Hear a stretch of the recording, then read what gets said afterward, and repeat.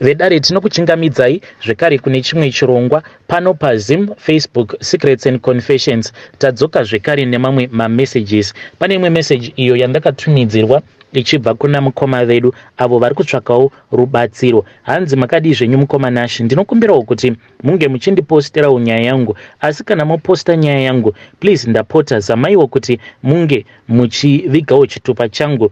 Inini mukoma pandakauya kunoku kuJoni ndainge ndabvawo mukunetsana nemudzimai wangu, but tainge tichiri pamatalks, but iye ndakabva ndazongonzwa zvichinzi ainge aita move on, ndikabva ndati saka iye zvaaita move on, let me move on with my own life. Zvino munharaunda umo mandainge ndigere munoti netsei kuti unge uchiwanawo mukadzi kana kuti musikana, because takagara kwakaita kumaplots, so saka umwe neumwe anenge aine wake. Saka ndakabva ndati regedzai ndinge ndichingoitawo relationship yekutsvakawo pasocial media. Ndakabva ndaenda paFacebook kudhara ndainge ndagara ndiine mamwe magroups angu edating awo andainge ndiinawo. Zvino ndakabva ndazosangana neumwe mukadzi ndakabva ndanakirwa paya ipo paakandiudza kuti iye ainge ari kuZim, ndikati ndazviwanira changu chekuZim, ndokubva ndatanga kutaura naye. Saka iye mukoma I feel as if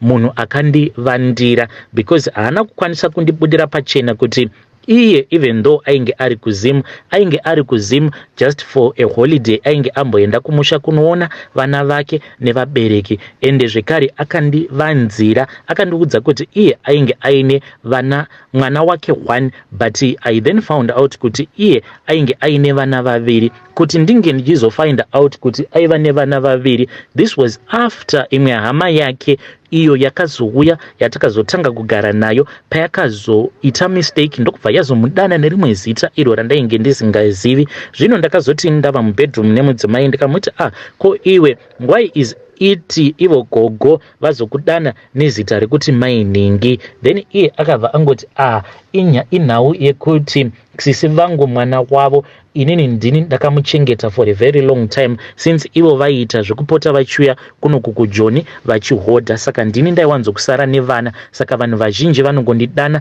vachingonditi mainingi. So mukoma, inini zvinhu izvozvo zvakandibata, ndikati munhu uyu I think kuti she is lying to me. Saka ndakazongoramba ndongoita maresearch ende munongoziva kuti paukama pane munhu wekuti anokwanisa kuzokuudza chokwadi. Ndakazosvika pakuudzwawo chokwadi neimwe hama yemudzimai wangu kuti iye ane vana vake vaviri. Zvinhu zvakandirwadza mukoma, because mari dzetsvakirai kuno dzainge dzaenda, ende chakazondirwadza worst of all ndechekuti ndakazoti ndabvunza hama iyi about issue yekuti iye ndiye aisara nevana, ndokusaka akandiudza kuti iye ainge achinzi mai vemwana iyeye, because vanhu vose vaingomuona at all the times aine mwana, nekuti sisi vacho vaipota vachiuya kunoku kuJoni. Hama iya yakabva yatoseka ikatoti havatombozivi chinonzi Joni. Mukoma, zvakabva zvandibata, ndikati idzi ndo nhemaka idzi. Iye manje mukadzi ndakabva ndazomukonfranta ndikamuti chindiudza kuno kuJoni, pawakauya kuno kuJoni zvazvinonzi wakauya kuno kuJoni wakauya kuzoitei uinani?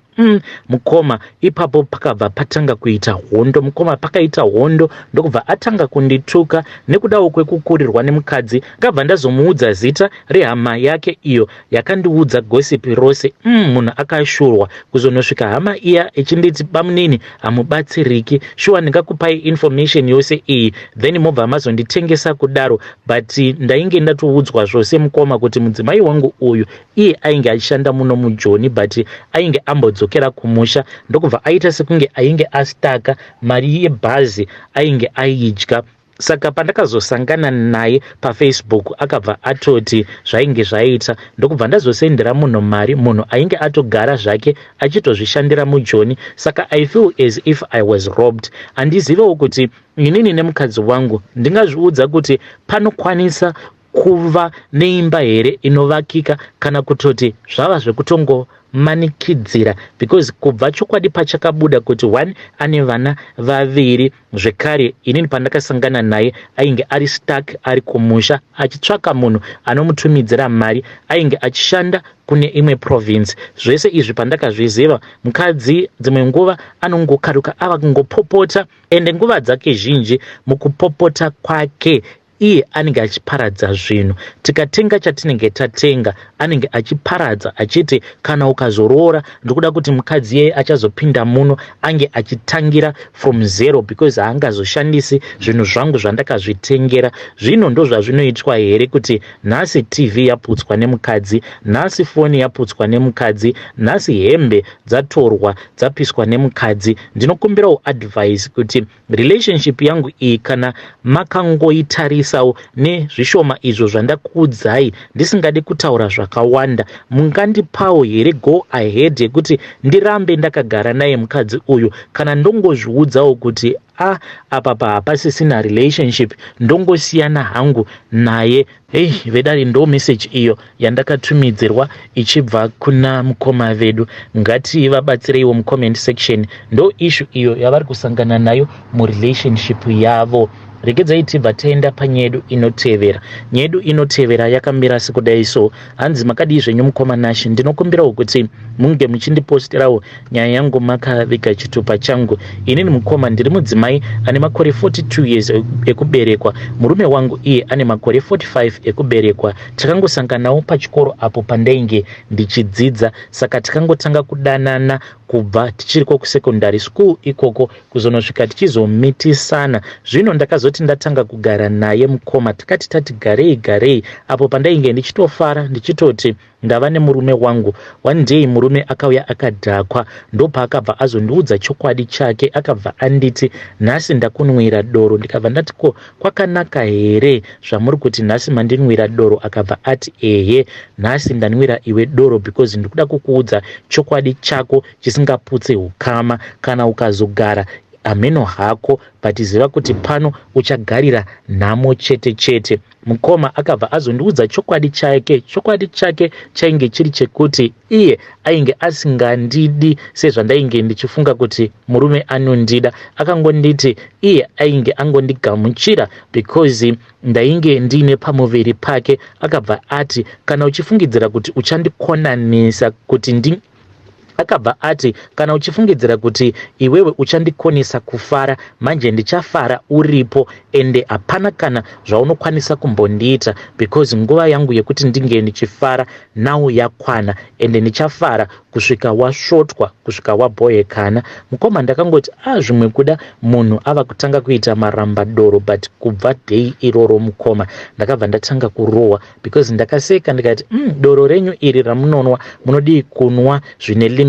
Ndokubva ndatokaruka ndanzi mbama. Mukoma ndairohwa munhu achiita sekunge ari kurwa nemunhurume. Aisandirova mambama but ndairohwa nezvibhakera kunyange pandainge ndine pamuviri. Ndakati zvimwe kuda zvichapera. Ndaizama kutaura nevabereki vake zvichingonzi chingoshingirira. Ndo zvaiitawo vatezvara. Hanzi vatezvarawo vainge vaine chiwoko ichocho chegudo, asi hanzi zvakazongopera mushure mekunge ivo vamwene vangu vazvara vana vaviri. Ndopa zvakabva zvazopera izvi zvekurohwa. Ndakashingirira mukoma ndikati mwana wekutanga, ndikati wechi2, now ndava pamwana wechinumber 3. Mukoma ndichiri kungorohwa.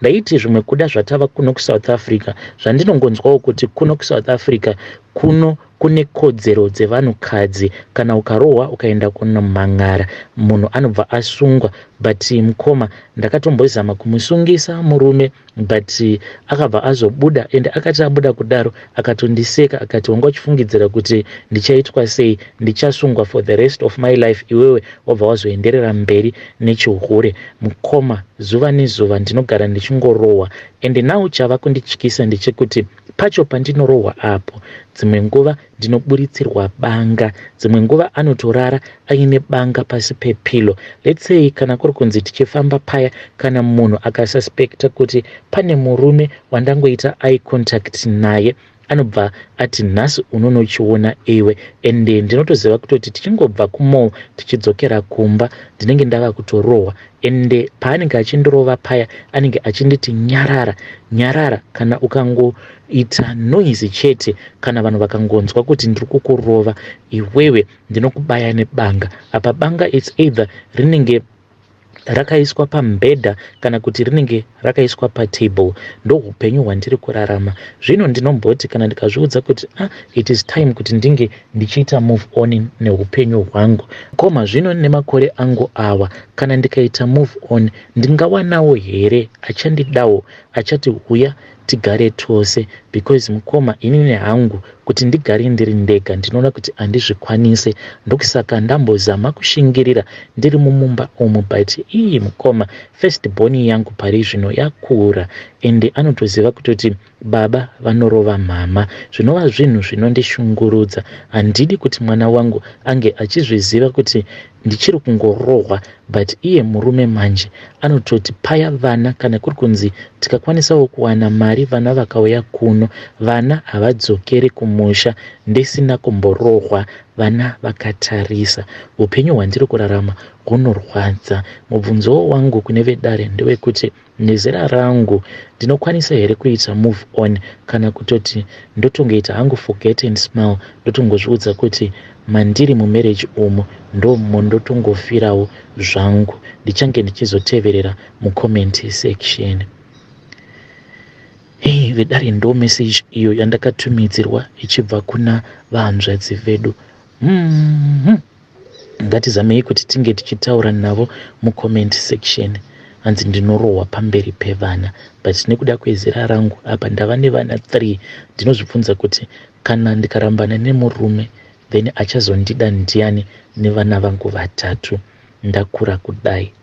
Please let us try to speak with her in the comment section. Yo.